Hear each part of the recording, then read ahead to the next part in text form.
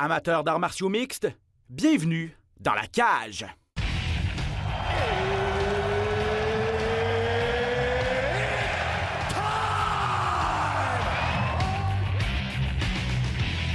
Introducing first, Benoît Baudouin, RDS Info à Las Vegas. and now introducing his opponent. C'est terminé! Victoire de Patrick Côté! Merci beaucoup tout le monde au Québec.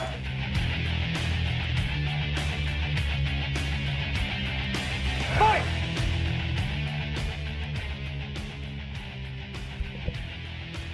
Salut tout le monde, bienvenue à Dans la cage. Pas de côté est en feu. Yes! Comment ça va? Ça va très bien. Good. Bienvenue à cet autre épisode. On va récapituler ce qui s'est passé le dernier week-end dans le monde des arts martiaux mixtes et mettre à table pour ce qui va se passer cette fin de semaine. Ce samedi 27 avril, deux gros galas. Un gala de l'UFC présenté en Floride et simultanément un gala de Bellator présenté à San Jose en Californie. Gala de Bellator qui va mettre en vedette Rory McDonald, le Canadien, que plusieurs considèrent comme l'un des meilleurs mi-moyens au monde, même s'il n'est plus à l'UFC. Oui, exact. Sauf qu'il y a beaucoup de choses à se faire pardonner à son dernier combat. Exact. Je comprends que c'était chez les poids moyens, mais on va être capable d'en discuter un petit peu plus tard tantôt. Exact. Donc, on va commencer par revenir sur ce qui s'est passé du côté de Saint-Pétersbourg en Russie la fin de semaine passée. Un gala, il n'y avait pas des noms incroyables, Pat. C'était même pas présenté en fait à la télévision ici à RDS. Pour ceux qui ont regardé ça sur UFC Fight Pass, vous avez eu droit à un bon show parce qu'il y a eu beaucoup de KO, beaucoup de victoires avant la limite dans ce gala-là qui mettait en vedette beaucoup de combattants européens, surtout beaucoup de combattants de Russie. Que moi-même j'ai découvert. Oui, exact. Mais juste pour mettre quelque chose au clair, là, ceux qui nous.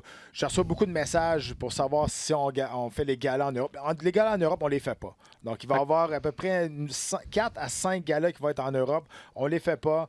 Il y a à peu près une quarantaine de shows cette année à l'UFC. Nous, à RDS 2, on va présenter, et des fois à RDS, on va en présenter 34 en tout et partout. Mais ceux en Europe, on les présente pas, c'est seulement sur Fight Pass. C'est une question de décalage horaire, entre autres. Donc, pour la programmation à RDS, c'est parfois difficile de présenter ça parce que c'est souvent dans l'après-midi, heure de Montréal. Donc, celui de la fin de semaine dernière qui mettait en vedette Alistair Overeem contre Alexei Oleinik n'était pas présenté à la télévision. On va commencer par parler de ce combat final-là. Alistair Overeem qui, à 38 ans, là, est sur une séquence de victoires présentement. Deuxième victoire de suite contre Alexei Oleinik. Un autre KO. Je veux dire, Alistair Overeem, tu penses que sa carrière est finie, il va perdre contre des jeunes loups, puis du jour au lendemain, il va revenir, puis tu te dis, il n'a rien perdu de sa puissance, finalement. Non, tu as tout à fait raison, mais tu sais, il a toujours été super dangereux dans le clinch avec des coups de genoux. Et encore une fois, c'est ça qui est arrivé.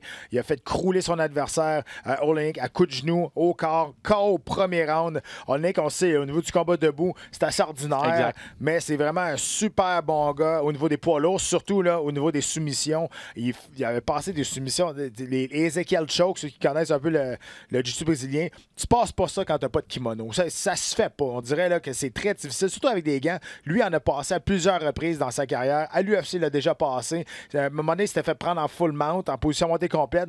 Et il a étranglé le gars, lui, qui était en dessous. Donc, lui, il était en dessous. Il a étranglé le gars qui était par-dessus lui avec un choke Ezekiel, comme on appelle. Tu sais, c'est vraiment lui qui a cette spécialité-là. C'est quoi cette technique-là, exact? C'est un étranglement, dans le fond. C'est un étranglement, c'est un étranglement en X. D'habitude, quand tu as un kimono, tu prends le kimono d'un côté, tu passes de l'autre côté, puis c'est une question de comment placer ses mains, mais tu étrangles avec le kimono. Donc, quand tu n'as pas de kimono, c'est quasiment impossible de passer ça. Il faut vraiment que tu places tes mains comme il faut, mais... Tu fais une espèce de ciseau avec tes exactement. Avec tes sauf que, tu sais... En no-gi, comme on appelle, pas de kimono, ça se passe pas. Ça se passe quasiment pas. Mais lui, il est fort comme un bœuf, Oleinik. Donc, quand il passait ça, il était capable de squeezer assez pour faire abandonner ses adversaires. Mais là, le combat a resté debout. C'est sûr que. Oleinik s'est essayé à quelques reprises. Oui, mais il n'y a pas une lutte extraordinaire non plus. Là, c'est Oleinik, ça. Là. Et en fait, ce qui est arrivé, c'est qu'il a commencé le combat très fort. Il a essayé de mettre de la pression rapidement. Puis à un moment donné, on a même pensé qu'Overeem avait été ébranlé. Mais Overeem a vraiment laissé passer la tempête. Puis vers la fin, dans la dernière minute là, du premier round, a réussi à placer quelques gros coups de poing. Et puis Oleinik, une fois que c'est allé au sol, là, puis que le ground and pound de Alistair Overeem a embarqué. Il s'était fait faire mal au corps avant. C'est ça, exact. Et puis, donc, ça Overeem a été dans le trouble, si on veut, pendant un certain temps, mais a réussi à laisser passer la tempête. Et puis, quand il était sur le dessus, Olynyk avait plus rien à faire. Puis, il a réussi à finir le travail. Il restait 15 secondes à faire au premier round quand même, Overeem. C'est quand même fou. Hein. Tu regardes ça, il y avait plus de 100 combats d'expérience avec ces deux gars-là dans l'octogone. C'est de l'expérience, ça. 45e victoire pour Alistair Overeem. C'est quelque chose. Hein. On s'entend, Overeem, là, il s'est battu au Pride. À un moment donné, il est disparu. Il est revenu complètement changé. Il a dit que c'était à cause il avait découvert la viande de cheval. Bon, whatever. Oui. On s'entend, il s'est fait prendre aussi avec stéroïdes, mais peu importe, ça donne pas du talent. Je dis toujours la même chose, donc ça excuse pas la faute qu'il a faite. Mais au niveau du combat debout, il a été champion du K1 aussi, également. Les coups de genoux, les coups de pied, il a terrassé les adversaires énormément avec ça. Et la dernière chose qui part d'un athlète, même si t'es âgé, c'est la puissance. Et on a vu encore une fois qu'Overeem il lui reste encore beaucoup de puissance, surtout dans le clinch. Et encore une fois, il a fait la démonstration avec coup de genou au corps qui a fait crouler son adversaire. Et ça aurait pu être dangereux parce qu'il faut rappeler que Alistair Overeem, pour ce gala-là, devait affronter Alexander Volkov, qui est un combattant debout, là, un striker d'à peu près 7 pieds.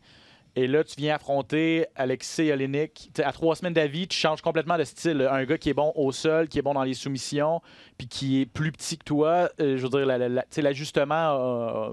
tu peux pas avoir deux adversaires plus différents l'un de l'autre. Donc. Mais tu sais, ça aurait été intéressant de voir parce qu'il est quand même pas mauvais Overeem au sol. Hein. Surtout, il y a une guillotine quand même assez efficace dans ses soumissions qu'il a réussi. Il y a beaucoup de guillotines, mais tu regardes Olynyk, 57 victoires, 45 par soumission. C'est quelque chose. Il s'appelle pas... C'est 79%, c'est vrai. Hein? Il s'appelle pas le bas constructeur pour rien. Là. Quand il s'en va au sol, quand il t'agrippe quelque chose, tu as besoin de déchaîner la fureur pour sortir de là parce que ça se peut que tu ne sois pas capable et tu sois obligé d'abandonner.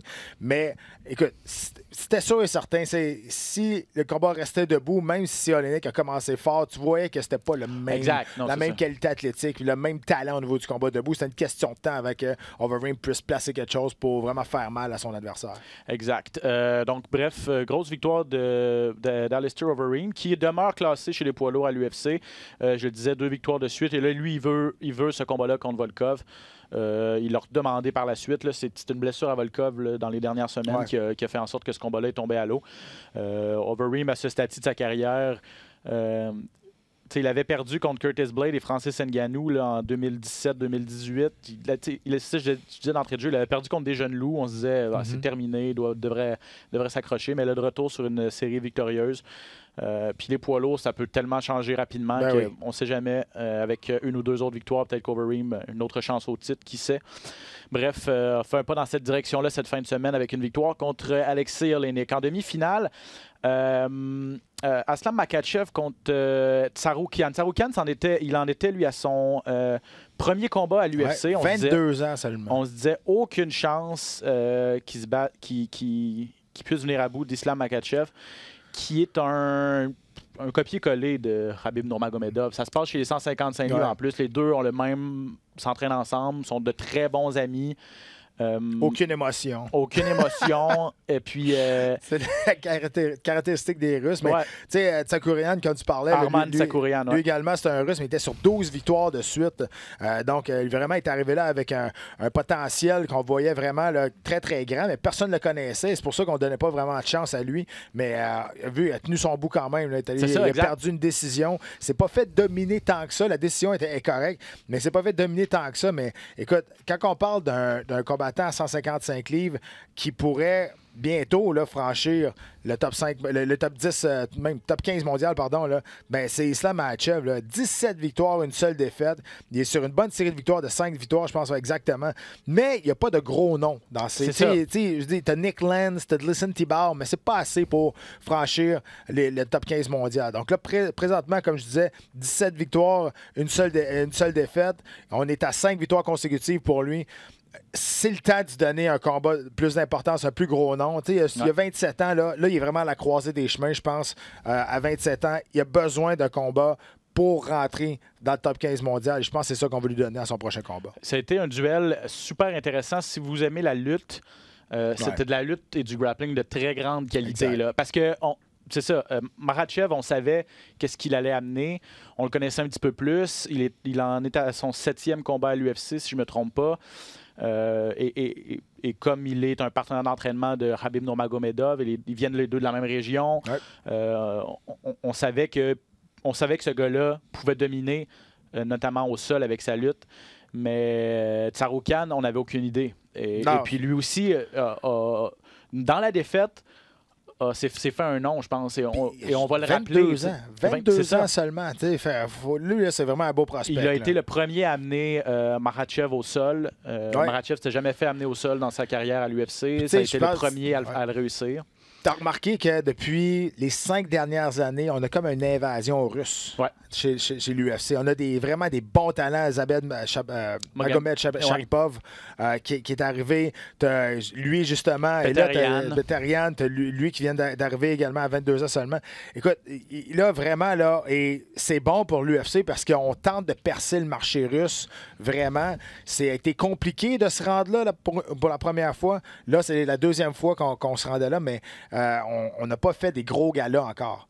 Donc, là, on attend peut-être un Nurmagomedov, peut-être de faire un gala en Russie, mais ça a été compliqué avec le gouvernement de rentrer. Il n'y a pas vraiment de commission athlétique. Non, c'est ça. Donc, puis, c'est une autre mentalité aussi. Là, on a déjà voulu faire les Hunger Games pour vrai là-bas. Là. Donc, c'est juste pour te dire, c'est une autre mentalité. Ouais.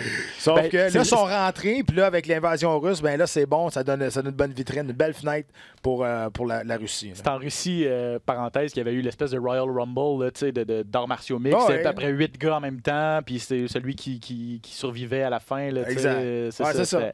Exactement. Si tu abandonnais, tu sortais, c'est comme un ballon chasseur. Là. Fait qu'il y en a un qui était rendu un petit seul contre 5. Là. C'est ça, ça n'avait pas de bon sens. Là.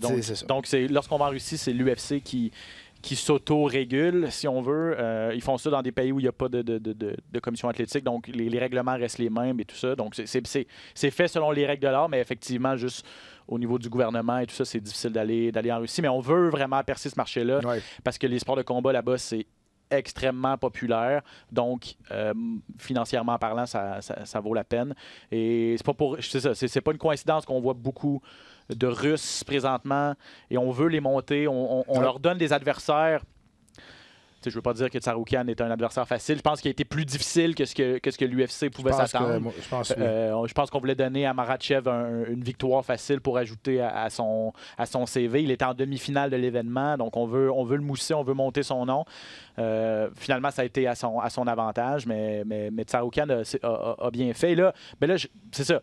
La grosse question, c'est savoir qui va être son prochain adversaire. Paul Felder, qui est un des analystes sur place, qui est un combattant classé dans le top 15 à 155 livres, a dit « Moi, je veux pas l'affronter. » En blague, là, mais tu sais... Écoute, je vais te dire un running gag là-dessus. Là. Moi, quand je me battais, souvent, ils nous donnaient une liste de combattants. Parce qu'on avait quand même une bonne renommée, puis c'était un petit flyer qu'ils nous donnait, puis on choisissait, on mettait les combattants de 1 à, mettons, 5 qu'on choisissait. Pour tes prochains adversaires? Pour les prochains adversaires. Et je te jure, les Russes, c'était tout le temps en dernier. Tu veux pas... Fabio et moi, on voulait jamais se battre contre un Russe. Parce qu'ils sont durs, ils n'ont pas d'émotion. On dirait que tu les frappes puis tu sais jamais si leur a fait mal. Tu veux pas te battre contre des Russes. On dirait qu'ils viennent tous de la guerre froide. On dirait qu'ils ils sont faits pour ça. Puis c'était tout le temps le dernier choix. Je me suis jamais battu contre un Russe. Et il y a une raison pour ça, parce que c'était notre choix. Pour être bien franc. Mais Paul Felder, c'est sûr qu'il dit ça en blague, mais c'est quand même un running gag qui reste dans la mentalité des combattants. Là. Parce que là, on regarde, ça va lui prendre probablement s'il ne perce pas, là, les classements ne sont pas encore sortis officiellement, mais moi, je m'attends à ce qu'il perce le top 15. Là, tu regardes Charles Oliveira. Mais ça y prend un nom comme ça. Ça y prendrait un Charles Oliveira, un James Vick qui a pu nécessairement... qui a eu sa chance au titre dernièrement, mais qui a perdu un peu des plumes, mais qui est connu. Ben, James Vick s'est fait knocker par Gaethje. C'est ça. Est-ce qu'il s'est rebattu depuis? Je pense pas qu'il s'est rebattu depuis.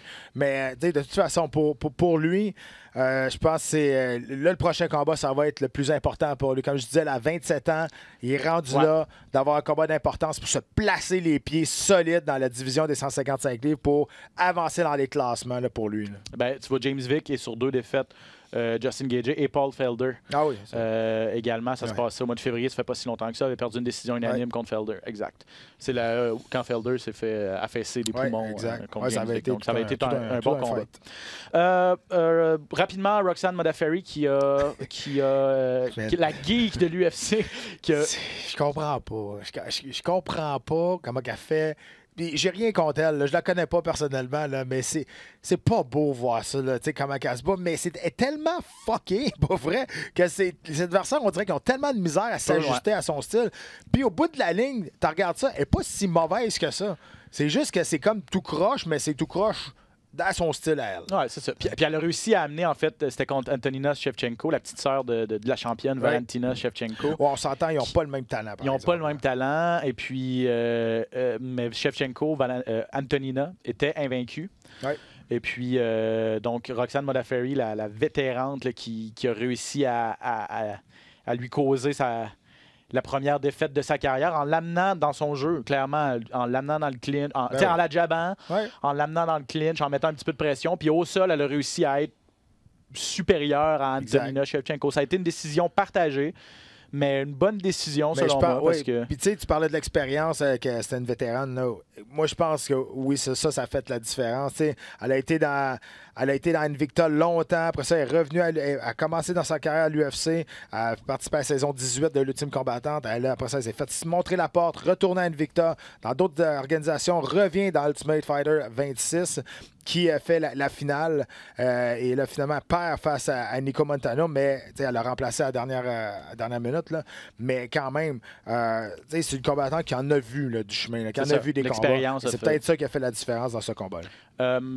Et là, en farce, elle a lancé un défi à Chris Cyborg après le combat. C'est ça. Elle dit no, I'm kidding. Ouais, c'est ça, exact. Et Chris Cyborg qui a répondu avec un petit vidéo. Elle a dit tu veux pas, en faisant du shadowboxing, puis elle a dit tu veux rien de ça. Tu veux pas manger ces coups-là, puis Modafferi a répondu effectivement, non, j'ai pas d'affaires. Au moins, elle est comme consciente qu'elle a pas d'affaires dans le même. Mais de toute façon, ils sont pas dans la même catégorie de poids, de 1. Mais tu sais. Elle est capable de, elle sait qu'elle n'a pas le plus grand talent, elle sait qu'elle deviendra probablement jamais championne, mais avec son style, ses lunettes rondes, elle a l'air d'une professeure de sciences. De philo, de philo, exact, c'est vrai. Donc, elle est quand même divertissante à ce niveau-là. C'est exactement, c'est ça. Pour terminer sur cette carte de Saint-Pétersbourg, je parlais des beaux KO qu'il y a eu. Bon, les bonnies de la soirée, là, ça a été Makhachev contre Saroukian, ça a été le combat de la soirée. Un des bonnies de performance, ça a été Magomed Mustafaev, qui lui revenait à l'UFC après 2 ans, presque 2 ans et demi d'absence, avait eu de grosses blessures. Et il a complètement anéanti son opposant Rafael Fiziev, qui en était à ses débuts à l'UFC, lui. Tout un kick. Un coup de pied renversé. En fait, il y en a eu 2. Il y en a eu un au départ qui a ébranlé un petit peu Fiziev, mais qui a pas touché assez. Ça a raté un petit peu la cible. Ça a touché, mais ça n'a pas eu l'impact voulu. Mais le deuxième, il a passé au travers des gants. C'est comme si Fiziev s'était assommé lui-même avec sa garde parce que le coup de pied était trop dévastateur. C'était quand même fascinant. C'était spectaculaire. Puis, tu sais, quand on parle de l'invasion russe qui arrive, là, on voit des combattants qui, c'est pas juste. Avant, c'était juste des lutteurs à cette heure, tu sais, comme des. J'en reviens tout le temps à lui, là, mais Magomed Sharipov, là, qui debout, qui est ridicule. Là, qui fait des soumissions qui n'existent pas. Oui, des soumissions, mais même debout, il fait des coups de pied, des spinning back kicks. C'est vraiment spectaculaire. Puis là, un autre, Magomed Mustafaev, qui fait un KO, là, vraiment un highlight de la soirée. Et il y en a un autre, par exemple, Sultan Aliev, qui quand même un vétéran. Il s'est battu quelques fois dans l'UFC. Après sa victoire, il a accroché ses gants. Donc, il a dit qu'il ne faisait pas assez d'argent pour... Et il y avait un autre job en plus. Il dit, rendu là, il dit, regarde, je fais pas assez d'argent pour être capable de vivre de ça. J'ai une famille et toute la vie. Donc, il a pris sa retraite. Donc, un autre qui prend sa retraite cette année. Exact. Et puis, l'autre combat de la soirée, en fait, l'autre performance de la soirée, ça a été Sergei Pavlovich, le poids lourd, un autre Russe, qui a complètement détruit Marcelo Gom, le Brésilien. Ouais. Lui, Pavlovich, c'est lui il s'était battu contre... c'est lui qui s'était battu contre Overeem à son combat précédent, à ses débuts à l'UFC. On y avait mis ça pas facile. Et puis, évidemment, avait perdu contre Overeem. Et là, revient avec un... fait geler. C'est ça. Mais tu sais, c'est ça, à tes débuts à l'UFC, tu te mets devant pratiquement une légende vivante. Il était 13 victoires, aucune défaite. Là, donc c'est sûr on l'avait testé, là. on voulait le tester. Puis... On dit souvent des poids lourds, c'est tellement ouvert. Là. Les combattants sont bons, là, mais si tu fais en comparaison avec les autres catégories de poids, c'est la division la plus faible. Donc, c'est sûr qu'on cherche des nouvelles vedettes. Puis les poids lourds, présentement, qui ont du succès, ou sont vraiment âgés présentement. À part peut-être Ngannou, là, mais ils sont vraiment tous sur le bord de la retraite. Là, il y a Blades et Ngannou, c'est ça, qui sont plus jeunes. Là. Mais les autres qui sont dans le top 10, il y en a gros que dans 2 ans, là, on les verra plus. Là. Ils sont vraiment âgés. Donc, on cherche des nouveaux talents. Puis, on essaie de monter rapidement des poids lourds pour prendre la relève rapidement, mais des fois, c'est ça. L'expérience aussi, ça joue là-dedans aussi. Exact. Pavlovich qui a 26 ans. En tout cas, gros... Si vous avez la chance d'aller voir ça sur Internet, les faits saillants sont disponibles. Un gros KO de Pavlovich. Donc, 1 minute 6 secondes, là, ça a cogné solide. Exact. Donc, c'était pas des gros noms nécessairement, mais c'était une belle carte. Puis on a découvert, moi personnellement, j'ai découvert, c'est ça, Mustafaev et Makhachev. J'avais déjà entendu parler, mais je l'avais jamais vraiment vu à l'œuvre. Mais très, très, très intéressant comme combattant, puis on va devoir le surveiller. Et là, pour vrai, là, il mérite un combat d'importance. On l'a dit, là, mais c'est ça pareil. Il est rendu là. Ben, faut qu'on voit, parce que là, il nous impressionne, mais contre des gars qui sont de calibre, c'est pas de premier tiers, là, pas des gars d'élite. Parce que, tu sais, des Nick Lance et des Gleason Tibau, c'est des noms qu'on connaît, mais c'est des toughs, c'est des durs. Est-ce que c'est de l'élite mondiale? C'est ça. Surtout pas à 155 livres. Pas dans les 10 meilleurs, ça, c'est sûr. Donc, Gleason Tibau a déjà été classé. Nick Lance a toujours été sur le bord d'être classé aussi. Mais c'est des noms qu'on connaît parce qu'ils ont eu beaucoup de combats dans l'organisation. Mais, oui, il les a battus, mais ça ne l'a pas amené à avoir un combat d'importance par la suite. Là, il s'est battu contre des inconnus après aussi. Donc, là, il est rendu là. Il est rendu là, exact. Cette fin de semaine, ce samedi, du côté de la Floride, c'est en fait Fort Lauderdale. Ouais. Sunrise, pour être plus précis. Je suis pas mal sûr que c'est à l'aréna des Panthers de la Floride, si vous connaissez le coin. Belle carte, encore une fois, pour un Fight Night. Ça, ce sera présenté sur les ondes de RDS. Exactement. En finale, l'événement principal a connu quelques rebondissements, quelques changements. Finalement, à moins d'un revirement de situation, de dernière minute, ça va être Jacare Souza contre Jake Hermansson, le Suédois-Norvégien. Spécialiste des soumissions. Et Jacare Souza, quand on parle de spécialiste de soumission, c'en est un qui n'est pas piqué des verres non plus. Peut-être le meilleur de la division, sinon de l'UFC. Donc, en finale, ça risque d'être intéressant. Souza qui est... on le sait qu'est-ce qui va arriver. Ça devrait aller au sol. En fait, à moins que... Mais tu sais, il s'est amélioré au niveau du combat debout. Mais tu sais, Hermansson va avoir un avantage de portée quand même assez grand. Et c'est sûr qu'il y en a qui disaient... Tu sais, Hermansson, il ne mérite pas ce combat-là. Mais moi, je pense qu'il le mérite. Tu sais, quand même, il a battu David Branch en mars dernier, soumission au premier round. Avant ça, il a battu Jeremy Norshad aussi par soumission. Passé le KO à Thales Latis. 3 victoires de suite, 3 victoires qui a terminé avant la limite. Puis, il n'y en a pas beaucoup qui ont levé la main probablement pour se battre contre Jacare à une semaine d'avis ou 2 semaines d'avis. Parce que c'était censé être Yoel Romero. Exact. Puis c'est à 3 semaines. En fait, au départ, ça devait être Yoel Romero contre Paulo Costa. C'est ce qui avait été annoncé. Pas officialisé, mais annoncé. Pour une raison un peu nébuleuse, Paulo Costa avait jamais signé. Des pilules de Paul d'estomac. C'est ça, exact. Donc, c'est pas officiellement du dopage, mais c'est la commission athlétique de New York, à son dernier combat qui remonte à un certain temps. Et là, depuis ce temps-là, Costa fait des entraînements à gauche, à droite, il dit qu'il n'a jamais pris rien. Écoute, quand tu te fais pas tester positif, c'est pas vraiment tester positif, c'est une substance qui n'était pas sur la liste OK de l'USCDA, mais ça ne veut pas dire que c'est du produit dopant. C'est du dopant. C'est sûr que quand tu regardes sa shape, tu te regardes ça. Il y a plusieurs personnes qui ont des doutes. Tu regardes ça, ça n'a pas d'allure. Dis-moi ce que tu manges. Ça n'a aucun bon sens. Mais il faut toujours donner le bénéfice du doute. Écoute, c'est un combattant qui est super explosif. Malheureusement, il s'est fait remplacer par Souza. Exact. Et finalement, Yoel Romero qui s'est blessé, lui, à la dernière minute. Donc, Souza a remplacé Romero. En tout cas, les détails manquent, mais et Jack Hermanson, c'est il y a 3 semaines. Lui, s'est battu il y a un mois, fin mars, contre David Branch. Grosse soumission. Et là, moins d'un mois d'avion, on lui dit « OK, tu veux-tu arriver contre Salsa? » Ouais, mais il est sur une bonne lancée. Why not? T'sais, sérieusement, là, puis Souza qui est en train de classer, ils viennent de battre l'ancien champion du monde, Chris Weidman. C'est sûr qu'au sol, écoute, livre pour livre, là, il fait partie des 3 meilleurs, là, Jacare Souza. Là. Pourquoi? Parce que c'est pas un combattant qui va faire du lay and pray. Il est tellement agressif au sol au niveau, avec ses soumissions. Il va toujours aller pour le kill. Toujours. C'est pour ça qu'il est super spectaculaire. Il a 26 victoires, 14 par soumission. Mais tu regardes ce qu'il a effectué dans l'organisation de l'UFC. Ses 2 dernières victoires, quand même, c'est par KO. Un, c'était avec un coup de pied à la tête de Derek Bronson. Puis Chris Weidman, c'était avec les points. Donc, comme je disais, il a amélioré son combat debout quand même. Mais il reste que, s'il y a bien l'affaire que tu ne veux pas faire dans la vie comme combattant, c'est d'aller au sol avec Jacare. Non, exact. Et là, avant de poursuivre, parce que là, je suis en train de vérifier le fil des événements là, pour ne pas induire personne en erreur. Bon, ça devait être Romero contre Costa. Costa, ça n'a jamais vraiment fonctionné pour les raisons qu'on vous disait. Jamais eu les pilules pour l'estomac et tout ça. Donc, Jacare Salsa est entré dans le portrait. Et là, Yoel Romero a une pneumonie au mois d'avril. Ses médecins lui ont conseillé de ne pas se battre, il ne pouvait pas s'entraîner, tout ça. Donc, c'est là que Jack Hermanson est arrivé dans le portrait. C'est ça. Est-ce que Jacare Salsa, à 39 ans, si je ne m'abuse, lui a été champion Strikeforce, OK? Ouais.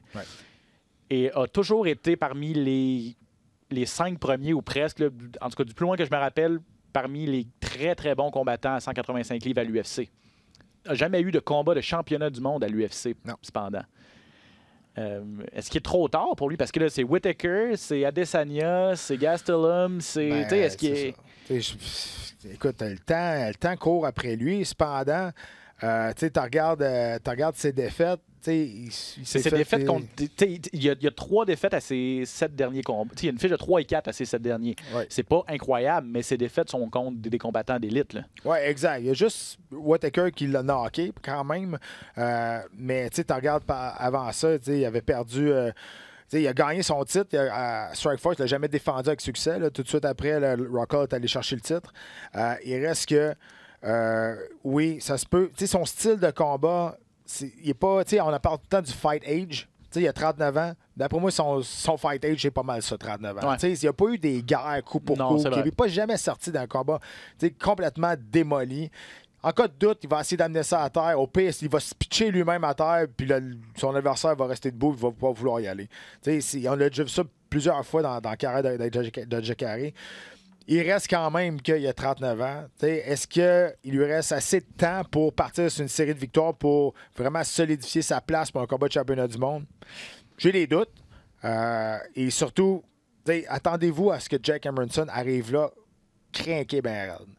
Là, il vient d'avoir sa plus grosse victoire en carrière face à David Branch. Et là, il a une chance d'affronter Souza, mettre une 4e victoire consécutive. Sérieux, mettez pas Jack Hermanson battu pas d'avance. Pour vrai, c'est un combattant qui peut être extrêmement dangereux. Hermanson ses 5 dernières victoires sont avant la limite. 3 KO, 2 soumissions. Donc, il est capable de gagner de plusieurs façons.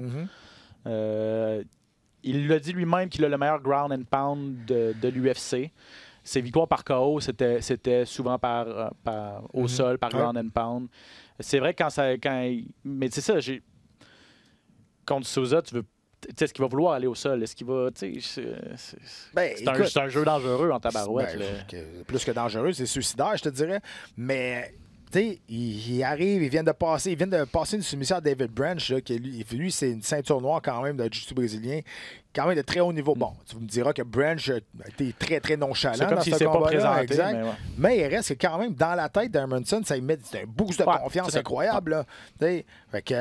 Mais oui, c'est vrai que s'il est capable de garder ça debout, travailler sur son reach, puis être capable de toucher la cible à plusieurs reprises, ça serait peut-être plus intelligent de rester debout face à Souza. Souza, on s'entend. Là, oui, c'est amélioré debout, mais c'est pas un boxeur. Non, c'est vraiment son instinct, c'est le jiu-jitsu brésilien. Donc, ça, c'est la finale. Hermansson, qui, lui, c'est ça, il gagne à être connu. En fait, c'est un très bon combattant. Il n'a jamais été dans des gros... n'a jamais été en finale, vraiment. A jamais été mis de l'avant par l'UFC, mais gagne à être connu. Donc, ça va être intéressant. J'ai hâte de voir s'il va pouvoir avoir le dessus sur un gars qui a prouvé qu'il était un très bon combattant, un gars de l'élite, comme on le disait, Jacare Souza. En demi-finale, Greg Hardy contre Dimitri Smolaikov.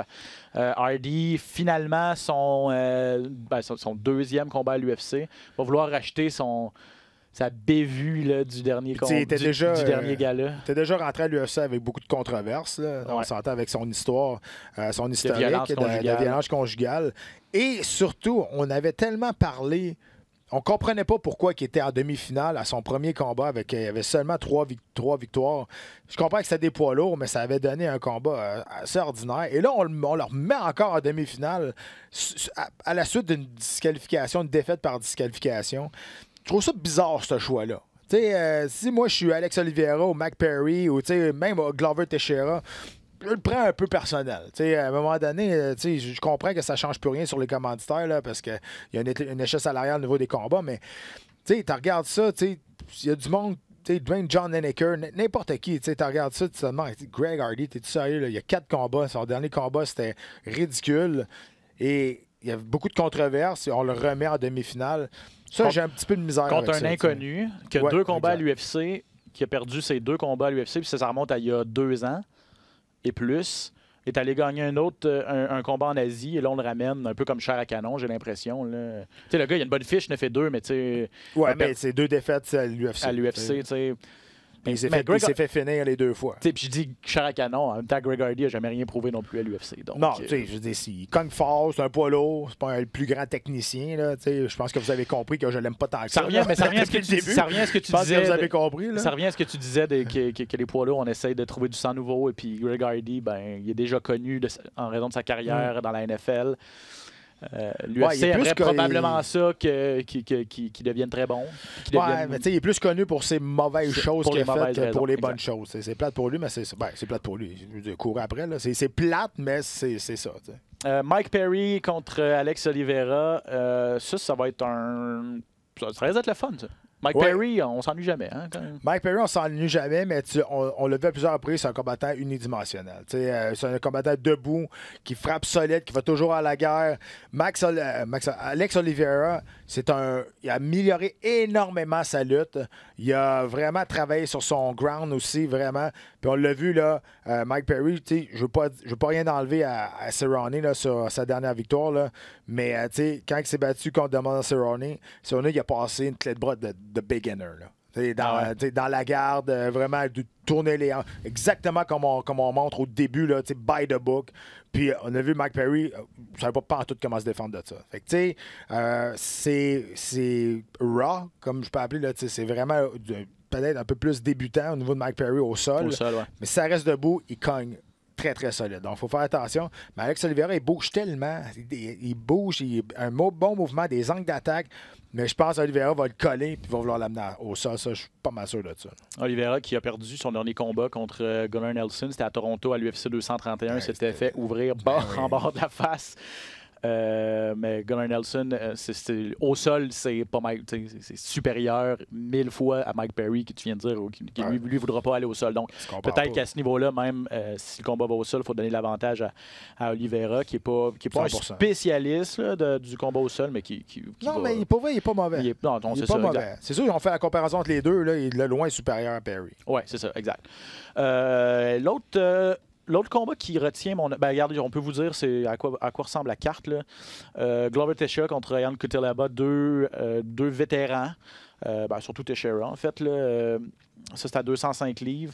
John Lineker contre Corey Sandhagen, ça risque d'être intéressant. Sandhagen, c'est un Lui, c'en est un espoir. Là. Oui, il y a 27 ans, à l'UFC a fini ses 3 victoires avant la limite contre le vétéran Lineker. Ça risque d'être... Puis John Lineker, quand on parle d'un gamer, là, lui, ça en est un. C'est ça. Lui, il va y aller. Il a une boxe extrêmement puissante. Un des rares qui travaille énormément au corps aussi, en arts martiaux mix. On ne voit pas ça souvent, mais lui, il n'a pas peur de rentrer à l'intérieur, travaille au corps, monte à la tête. Vraiment, là, c'est un combattant qui est explosif. On espère qu'il va faire le poids. Il y a toujours eu de la difficulté. Mais là, ça doit être à 135 livres, ce combat-là, c'est ça. Sauf que, tu sais, c'est ça. Mais, oui, Lineker qui est fun à voir. Puis face à Senegan, comme tu disais, là, on risque d'avoir vraiment tout un combat spectaculaire. Roosevelt Roberts contre Thomas Gifford. Takashi Sato contre Ben Saunders. Ben Saunders, un de tes anciens adversaires à qui tu as passé le KO.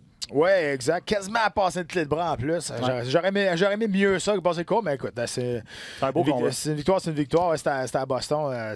Dans le fond, c'est ma dernière victoire que j'ai eue. C'est ça, exact. C'est ton avant-dernier combat à l'UFC. Puis, bon, Carla Esparza contre Virna Jandiroba. Angela Hill également chez les dames contre Jodie Esquibel. Et je veux peut-être un mot sur Jim Miller qui va se battre encore. Je me rappelle quand il s'est battu la dernière fois, tu as dit là, il faut que tu arrêtes, Jim. Là, c'est rendu pratiquement triste. Puis c'est plate parce qu'à chaque fois que BJ Penn se bat, on en discute. Mais tu sais quoi? Il y en a un qui a pris sa retraite, il y a 2 semaines ou la semaine passée. Je ne sais pas si on en a parlé, mais Ross Pearson, c'est un vétéran avec beaucoup de combats. Puis il me fait un peu penser à Jim Miller. Lui, il a dit OK, puis il était vraiment sur une mauvaise séquence. Il n'était plus capable de gagner. Puis il se faisait toucher solide. Et il a décidé d'accrocher ses gants par la suite. Et je pense qu'il a fait un bon choix parce que c'est des combattants qui se ressemblent et qui vont toujours à la guerre, qui reçoivent des coups quand même assez solides. Regarde, Jim Miller a juste gagné une victoire à ses 6 derniers combats. Il y a eu 4 défaites de suite. Il est revenu avec une victoire face à Alex White, mais là, après ça, il s'est fait passer une soumission à Charles Oliveira qui... Ça n'a pas été très, très compliqué pour Charles Oliveira, on va se le dire. Jim Miller, c'est lui qui a le plus de combats dans l'organisation. Je pense qu'il est rendu à plus que 35, là, je pense sérieusement. Juste avec l'UFC? Juste avec l'UFC. Moi, j'ai toujours appelé Jim Miller le col bleu. C'est le col bleu de l'organisation de l'UFC. Il est à l'UFC depuis octobre 2008, pour vous donner une idée. Ça fait 11 ans. Oui, ça fait 11 ans, mais il a accumulé des combats un après l'autre. Ouais. On s'entend, là. Puis je te dis, là, je pense qu'il est autour de 35. Là. J'ai oublié de les compter, là, mais Jim Miller, moi, j'ai toujours appelé Jim Miller comme le col bleu. Il n'a jamais reculé devant personne.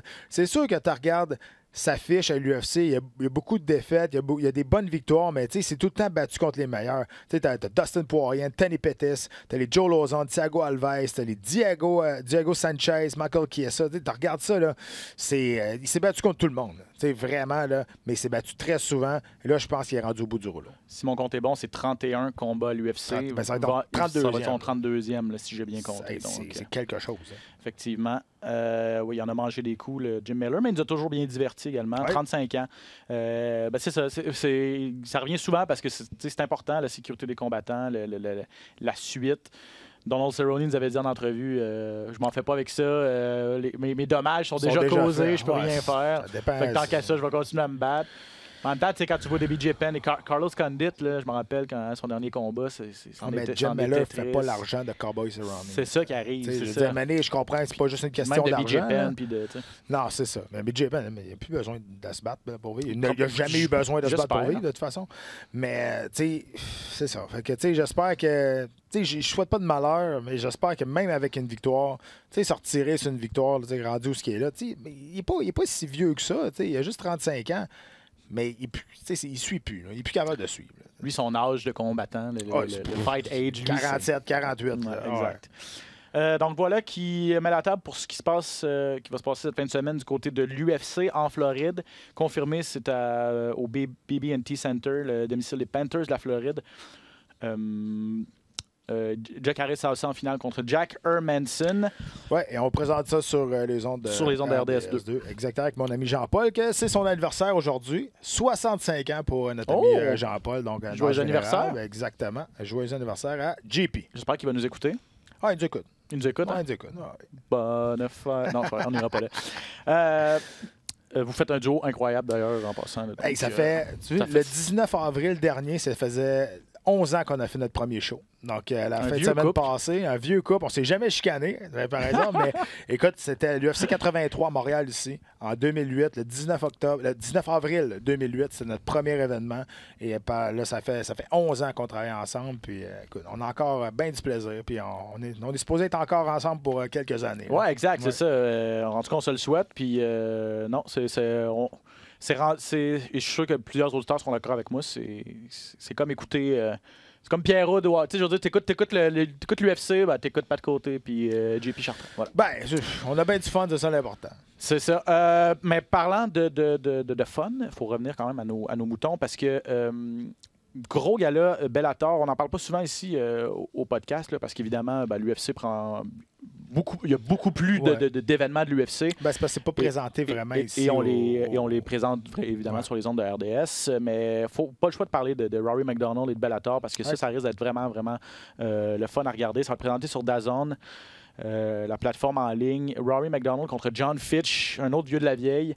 C'est le dernier quart de finale du tournoi chez les mi-moyens Bellator. Donc, Rory McDonald va mettre sa ceinture de champion en jeu contre John Fitch. Et le gagnant de ce combat-là va affronter... Et là, attendez, j'ai un blanc, je vais aller vous le trouver sur le site de Bellator. Mais moi, il faut que tu m'expliques ce concept-là. On fait un tournoi pour les 170 livres. Roy McDonald est champion. Mais on ne fait pas un tournoi pour avoir le droit d'aller affronter le champion. Le champion est déjà dans le tournoi dans la première braquette. C'est comme ça marche? C'est comme ça que ça marche, c'est ça. Rory McDonald va mettre sa ceinture en jeu à chacun de ses combats. Ouais, sur le premier combat. Mais donc, par exemple, si John Fitch l'emporte cette fin de semaine, John Fitch devient le champion. Et là, va mettre sa ceinture en jeu en demi-finale contre... c'est Neiman Gracie qui a gagné. Le titre devenait vacant, puis d'après ça, on mettait le titre en jeu sur la finale. Ce que j'ai lu, c'est que le titre sera en jeu jusqu'à la finale. Donc, on crée un tournoi juste pour en fait, c'est plutôt que de créer des combats d'aspirants numéro 1, tout ça. On fait un mini-tournoi. C'est pas un gros tournoi. C'était 4 duels quart de finale, 2 duels demi-finale et puis la finale. Donc, c'est 3 rounds. Le dernier, c'est le dernier là, qui s'en vient présentement, le DD4. Il y a déjà Michael Venom Page qui a passé Douglas Lima également. Donc, ces deux-là vont s'affronter à une date ultérieure. Et puis, Neiman Gracie, qui avait battu Ed Ruth, va affronter le gagnant de Rory McDonald et John Fitch. Plusieurs choses à dire sur ce combat-là, notamment, on va revenir à ce qu'on disait en début d'émission.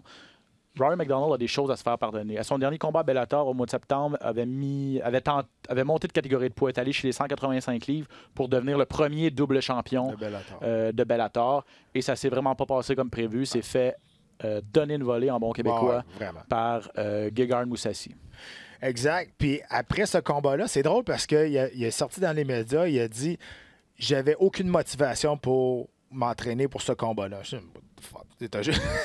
Au pire, Carl malade, je sais pas, mais c'est lui-même qui avait demandé de monter de division. C'est lui-même qui la voulait, la deuxième ceinture. Puis il a dit, j'avais eu beaucoup de difficultés à trouver de la motivation pour ce combat-là. Mais c'est comme bizarre un peu. Ça va te battre contre Gegard Mousasi, on s'entend que ça va être dur. Là. Ça sera pas une balade dans le parc. Là, donc, c'est ça. Fait que là, comme tu disais, beaucoup de choses à se faire pardonner, justement à cause de ça, mais aussi à cause de la dernière performance qu'il a faite, vraiment. Là, du côté de Bellator, il s'est fait passer le KO au deuxième round, mais tout le long, il s'est fait dominer complètement. Il s'est fait amener au sol, il s'est fait barouetter à gauche, à droite. Mousasi est arrivé là près, puis pas à peu près. Mais parce que je regardais en plus, si je me rappelle bien, le gabarit n'avait pas été un facteur. Non. Parce que les deux gars semblaient avoir le même gabarit. Mousasi, c'est pas le plus gros 185 livres non plus. C'est un gars athlétique, en forme et tout ça, mais c'est pas une montagne de muscles. C'est vraiment... C'est ça, au niveau de la volonté, puis au niveau de la boxe de Mousasi, là, je veux dire, il touchait beaucoup. Puis quand il allait au sol, McDonald ne pouvait rien faire pour se relever de là. On a déjà vu McDonald dans ses bonnes soirées. il est solide. Là. Il est très, très bon. Là. Plus ça va y en prendre une face à Fitch. Fitch, il a vraiment beaucoup d'expérience. C'est sûr que c'est pas le combattant le plus spectaculaire, là, John Fitch. Là, c'est pas lui qui termine le plus ses adversaires. Mais il y a beaucoup... Il y a beaucoup d'expérience. Il ne s'est pas fait terminer souvent là, quand on parle de ses derniers combats. Mais il est sur une séquence de 5 victoires consécutives. Arrive au Bellator, gagne face à Paul Daly, une décision vraiment endormante, là. Mais c'est des combats qui peuvent arriver avec John Fitch. Il peut te faire mal paraître, même si c'est pas spectaculaire. Ouais. Lui, il va pour le W. Il va pas pour le bonus de victoire. Il va pas pour... Il va pour le W, puis c'est ça l'important pour lui. Et je dis pas qu'il fait exprès pour pas finir les combats, là, mais ça arrive souvent. Donc là, ça va être intéressant de voir... En fait, c'est probablement ce qui a mené à son départ de l'UFC pour qu'on l'a libéré. Là, j'ai pas les détails, mais c'est peut-être parce qu'à un moment donné, il s'y donne pas un spectacle. Ben, pour vrai, je vais te dire qu'est-ce qui est arrivé. La vraie raison, là, c'est qu'il s'est pogné avec les dirigeants de l'UFC, avec tout le monde, parce qu'il n'était pas... Non, pas vrai. Parce que de un, il n'était pas dans le jeu vidéo de l'UFC. Okay. Et de deux, il est allé vendre son image à un autre jeu vidéo des arts martiaux mix. Je me souviens plus c'est lequel, mais d'une autre compagnie. Et on a utilisé John Fitch. Et ça, il n'avait pas le droit de faire ça parce que son image appartient à l'UFC. Et là, ça a fait un bordel total. Et ça se passait en 2013. Et si vous vous souvenez comme il faut, là, c'est exactement ça qui est arrivé. Et, ben, ça n'a pas été répertorié comme ça, mais toute la bullshit, là, vraiment toute la bisbille a parti exactement de ça. Ouais, puis son dernier combat, ça remonte à... Ben, c'était Demian Maia à l'UFC 156 en février 2013. Tu sais, John Fitch, c'est pas le dernier venu, là. Il s'est battu pour le titre de l'UFC contre Georges Saint-Pierre. Oui, Georges, il l'a cogné. Là. Il l'a cogné pas à peu près, puis Georges avait sorti de là, il avait dit... Sérieux, c'est The Terminator. J'aurais pas pu plus le cogner que ça. Là. Je m'en souviens, il l'a droppé une couple de fois. Puis John Fitch est toujours relevé. Et ça va être intéressant. Fitch, il est plus jeune non plus. Il est rendu à 41 ans quand même. Donc, lui, il est en fin de carrière. 41 ans, peut-être une dernière chance d'aller chercher un titre. Une ceinture majeure. Une ceinture majeure. Et McDonald, lui, a beaucoup de choses à prouver. On a dépensé beaucoup d'argent pour avoir Robbie et aussi dans Bellator. Il y a des gros commanditaires, Robbie McDonald. Il attend son deuxième enfant aussi. Peut-être une nouvelle motivation. Ça. J'essaie de trouver des choses, mais s'il manque de motivation pour ce combat-là, encore, il y a clairement un problème à quelque part. Là. Et puis, on a créé ce tournoi-là pour... deux personnes, Robbie McDonald et puis Michael Venom Page, qui est l'autre grande vedette chez les mi-moyens. Et puis, je pense pas que c'est un hasard qu'on les a mis dans de deux côtés différents du tournoi. Là. Si les deux se rencontrent, c'est en finale pour la ceinture. Mais écoute, moi, je pense que Venom Page va avoir beaucoup de difficultés face à Lima. Oui, non, c'est ça, c'est pas fait. C'est pas fait, là. Vraiment pas. Non, Lima a été très, très, très solide dans lui son combat. Donc... l'autre chose qu'il faut parler au niveau de Rory McDonald et John Fitch. Bon, de un, Feraz Zahabi, l'entraîneur de Rory McDonald, connaît bien John Fitch parce que il était à l'UFC tellement longtemps. C'est un gars, du vidéo, on en a plein. On avait préparé Georges Saint-Pierre à l'époque. Ça remonte à plus de 10 ans, mais quand même. Mais là, la semaine passée, dans les médias, en fait, pour mettre la table pour ce combat-là, la plateforme DAZN a fait une entrevue avec Feraz Zahabi. Et Feraz Zahabi, qui normalement est super poli. Politically correct, exact. Tu veux pas un mot plus haut que l'autre, respect des adversaires et tout ça. Il s'en est pris à John Fitch pour dire c'est un tricheur, c'est un lâche.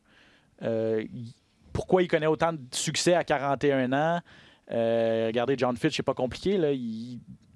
C'est 5 victoires de suite là, depuis 2015. Là, il n'a pas perdu. Là. Il a été champion chez World Series of Fighting. A accepté l'offre de Bellator pour rentrer dans le tournoi. Il connaît possiblement les meilleurs moments de sa carrière à 40 ans. Et Feraz dit c'est pas un hasard. Il s'est fait prendre pour dopage en 2014. Je suis pas mal sûr qu'il est dopé présentement. Et là, ben, ça met le feu aux poudres un petit peu. Là, John Fitch qui dit j'ai pas d'affaire à répondre à Feraz Zahabi. J'admets mes erreurs. Oui, je me suis fait prendre pour de la testostérone. Il a pris des suppléments de testostérone en 2014, mais j'ai arrêté ça depuis ce temps-là. J'avais même perdu. C'était avant son combat contre Osimar Palhares à World Series of Fighting. Il avait perdu ce combat-là. Il dit ça m'a même pas aidé. J'ai arrêté de les faire. Donc. Ouais, c'est ça. Mais tu sais, je veux dire, qui dit vrai, Firas a quand même une bonne partie de vérité. Il s'est fait prendre. Donc, c'est sûr que là, à 41 ans, il continue à avoir des bonnes performances. Ça se peut qu'il ait repogné un pic. Ça se peut aussi que ça l'aille bien puis ses adversaires étaient faits pour lui aussi. Là. Mais tu regardes ses 5 dernières victoires, il y a seulement une victoire qui est terminée avant la limite. Donc, c'est du John Fitch 101. S'il réussit à t'amener à terre, il va te piner là. Puis il va pas être super agressif avec ses soumissions. Il va prendre des positions, lay and pray, il va attendre que. Puis aussitôt que l'arbitre va venir pour s'approcher, là, il va bouger un petit peu pour garder le combat à terre. Il va en faire juste assez pour garder le combat dans son monde. Puis c'est comme ça. Puis, il a fait ça toute sa carrière. Là. Donc, c'est peut-être pas une question qui est dopé, mais si son adversaire était fait pour lui, a été capable de trouver la faille pour l'amener dans son monde, ça peut être ça aussi. Là. Il va avoir... clairement, je regarde ses derniers adversaires. Rory McDonald, c'est de loin le meilleur là, de la liste de ces 6 derniers. Là. Ouais. Paul Daly... Si Rory se présente. C'est ça. L'autre gros nom, c'est Paul Daly et Jake Shields. 2 gars qui sont également très âgés qui à son tableau de chasse. Là. Donc, ça va être intéressant. Je pense que Rory peut avoir l'avantage debout, assurément. Bon, 100%. Et même au sol. Je pense que le Jiu-Jitsu du TriStar peut... Moi, j'ai bien de la misère à croire que John Fitch va être capable d'amener Rory à terre. Là. Si Rory veut rester debout, il va rester debout. Moi, je le crois vraiment. Fitch, il n'y a pas une lutte. Il y a une bonne lutte, là, mais il n'y a pas une lutte comme Mousasi. Là. On s'entend, là, c'est pas la même affaire du tout. Là. Moi, je vais donner l'avantage à McDonald. Je pense qu'il va revenir avec le couteau d'un dent. Il n'y a pas vraiment le choix, de toute façon. Donc, je pense qu'on va voir un Rory McDonald, une performance dominante de sa part, je pense bien. Oui, d'habitude, après ses défaites, Rory a toujours eu également l'habitude de revenir avec des bonnes performances. Ouais. C'est jamais, à part contre Mousasi, c'est jamais fait complètement dominer. Là. Robbie Lawler, c'était une grosse guerre. C'était vraiment bon. Stephen Thompson avait dominé, mais pas... Oui, mais ça avait été ordinaire. Ouais. Mais bref, en tout cas, on souhaite que Rory McDonald, le Canadien, puisse retrouver le chemin de la victoire cette fin de semaine. Rapidement, on va peut-être parler de Emily McFarlane contre Veta Arteaga. Ça, c'est pour le championnat Bellator à 125 livres. Emily McFarlane, elle avait battu Valérie Letourneau un petit peu avant les fêtes au mois de décembre. Et c'est elle la championne des 125 livres. Une combattante vraiment, vraiment le fun à regarder. Vraiment talentueuse. Oui, exactement. Et c'est une grande, grande vedette à Hawaii. Là. Pour vrai, là, vous allez à Hawaii. Max Holloway puis Emily McFarlane. Exactement. Puis elle est vraiment très, très solide au sol également. 6 soumissions en 9 victoires. Comme tu mentionnais, là, c'est une combattante qui est fun à regarder parce qu'elle ne va pas sur le break. Là. Elle va toujours vers l'avant. Elle est agressive avec les soumissions également. Donc, ça va être intéressant de voir. Son adversaire, on la connaît pas tant que ça. Veta Arteaga, qui est âgé de 31 ans, quand même. Quatrième combat dans l'élection du Bellator. Et je me suis trompé. Ça s'est battu au Bellator quasiment tout le temps. Mais 2 victoires de suite pour son adversaire. C'est pas très expérimenté. 5 victoires, 2 défaites. Donc, Emily McFarlane, par contre, il faut lui donner l'avantage. Ce qu'elle nous a montré... C'est un jiu-jitsu de très, très haut niveau qu'elle est capable d'amener. Donc, ça va être intéressant à ce niveau-là. Et pour vous donner une idée à quel point Pat parlait de populaire à Bellator, on est allé avant les fêtes à Hawaii pour elle. Ouais, on a fait 2 galas, là, mais le gros gala du samedi soir, c'était elle qui était en finale contre Valérie Letourneau. C'est en raison d'elle. Donc... c'est leur Ronda Rousey, là, entre guillemets. Parce que c'est relativement rare des femmes qui peuvent être des têtes d'affiche comme ça dans des endroits. Là, exact, et d'attirer autant l'attention dans leur patelin. C'est sûr que Hawaii, c'est un petit peu plus petit, là, mais il reste qu'elle débarque à Hawaii, mais le monde le sait. C'est ça, exact. Et Phil Davis contre Liam McGarry. Phil Davis, l'ancien de l'UFC. pas grand-chose à dire sur ce. En fait, c'est un choc de style. Là. Phil Davis va rester debout puis il va essayer de boxer. Puis McGarry, je pense que c'est un gars qui est quand même bon au sol. Tu sais, Davis, c'est tout un lutteur. Là. Il a lutté pour Penn State. Vraiment, là, excellent lutteur. McGarry, c'est un petit peu plus dominant au niveau des soumissions, mais il frappe solide, McGarry, quand même. Là, 7 KO en 13 victoires. Davis, c'est un grand bonhomme, il a des grands bras. Je pense qu'il va vouloir garder le combat à distance pour Phil Davis. Il revient d'une défaite, cependant. Là, il a perdu une décision partagée à son dernier combat. Ça remonte quand même à novembre dernier. Là, donc, ça fait quand même un petit bout. Mais il ne faut pas oublier aussi, là, juste après ce combat-là, c'est Benson Henderson, l'ancien champion de l'UFC, qui va combattre encore une fois dans le sol de Bellator. Ça n'a pas été très concluant, sa carrière à Bellator. Depuis, il a quitté l'UFC. On se souvient de Benson Henderson comme étant l'ancien champion du monde. Mais à Bellator, il y a de la difficulté à s'imposer vraiment. Et... Ça a été de mémoire, ça a été le premier gros nom qui a quitté l'UFC pour accepter l'offre de Bellator. On en voit de plus en plus. Là. Phil Davis a dû suivre pas trop longtemps après, mais Davis aussi, ça n'a pas été une carrière. Il n'a jamais été champion à l'UFC. Il a été champion chez Bellator. Mais c'est ça, je me rappelle qu'à l'époque, Benson Henderson avait dit, regardez, Bellator m'offre plus d'argent, je vais aller chez eux.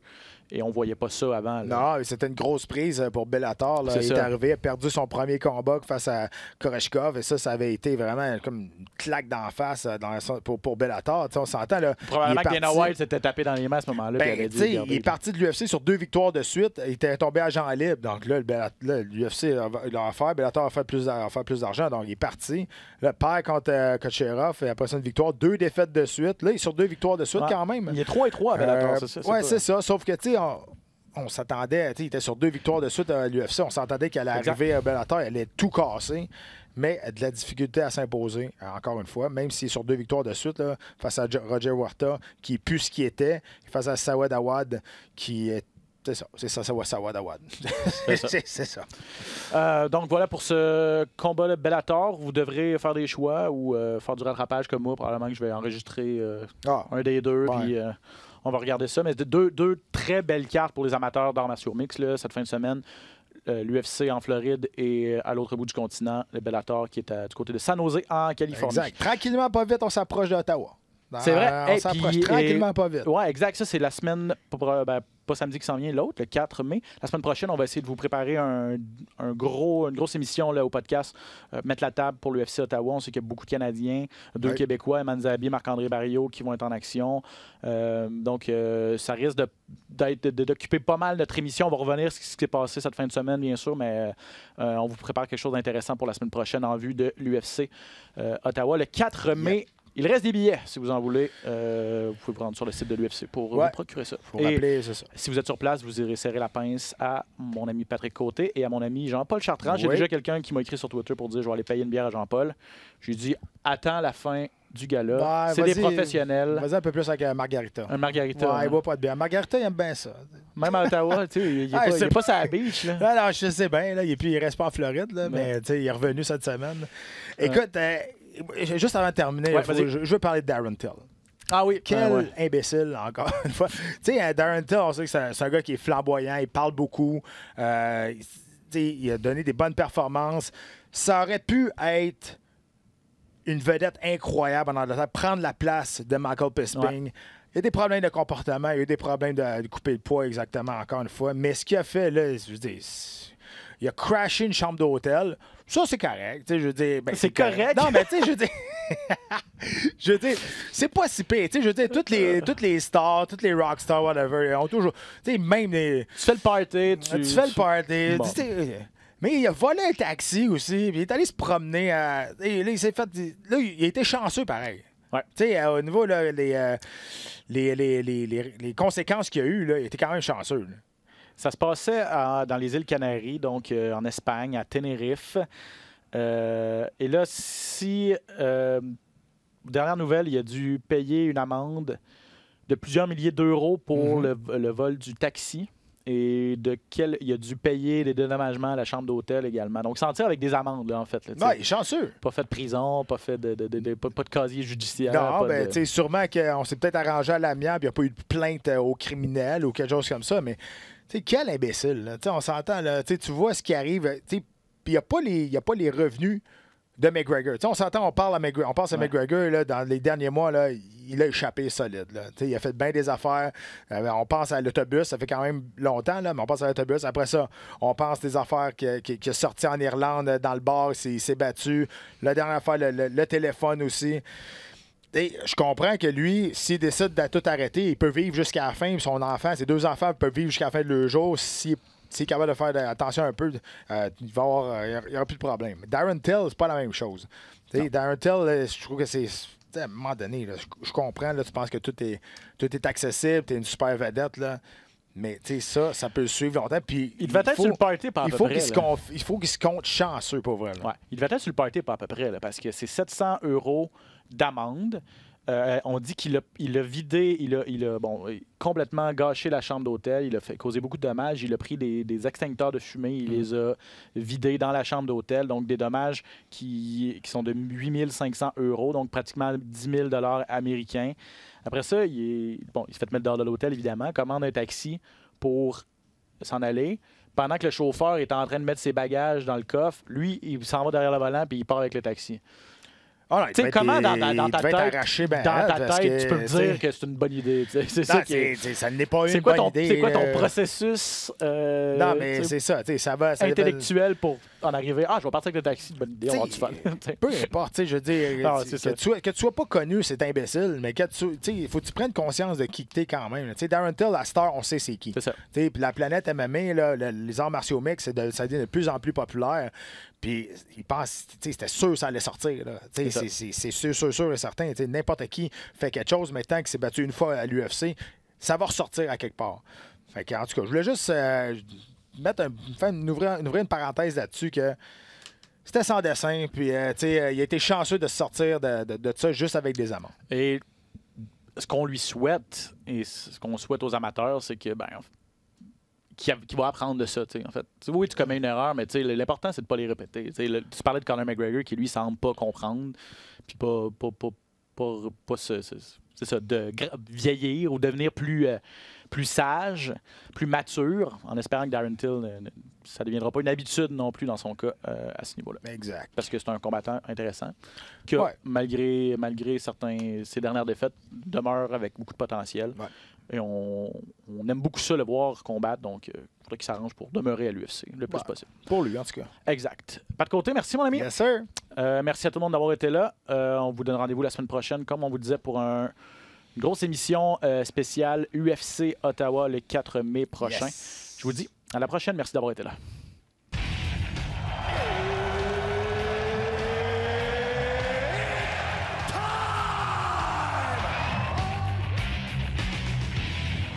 Introducing first, Benoît Baudouin, RDS Info à Las Vegas.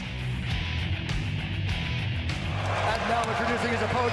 C'est terminé! Victoire de Patrick Côté! Merci beaucoup tout le monde au Québec!